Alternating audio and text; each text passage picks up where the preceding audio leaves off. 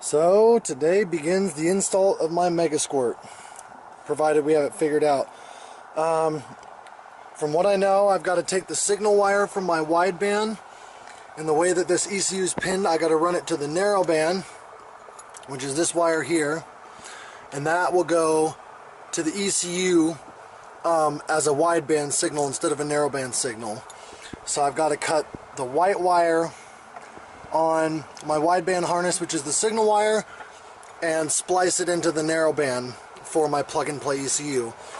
Then this GM intake air temperature sensor, I have to take these two wires and I have to run them to the 3rd and 6th pin on my vane airflow meter harness in order to get my intake air temperature signal. So that's where we're at right now. I've got to do that. Then I've got to go in here. I've got to remove my factory probinator chipped ECU and plug in the Megasquirt. So that is what I'm going to be doing today, hopefully. Hopefully it goes well, so stay tuned. Okay, so I got the GM intake air temperature open air sensor wired into the AFM wiring harness. For this, you cut the number 3 and the number 7 wire, doesn't matter which way they go. Splice them from the harness, or you can just try and find the spade connectors, which I couldn't find, to plug them into the front of the AFM harness, which goes to your vane air meter, which would normally be sitting here. I no longer need it because I'm running a 4-bar map sensor internally in the Megasquirt ECU, so there's absolutely no reason to have this anymore, so I'll be eliminating that.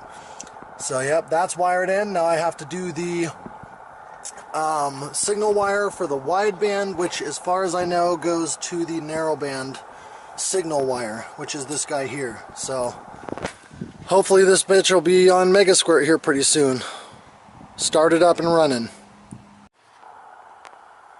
Alright, so the intake air temperature sensor wires are ran and done. I've redone the intake. It's not exactly a cold air intake, but it'll be drawing a lot more cold air than it was.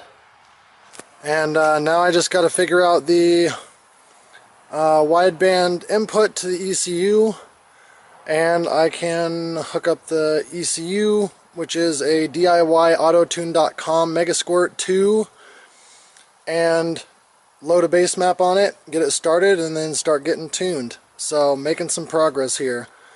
Obviously I don't know what the fuck I'm doing, so this is taking very slow, this is going very slowly, but this car should be running on Megasquirt at least by next week, optimistically.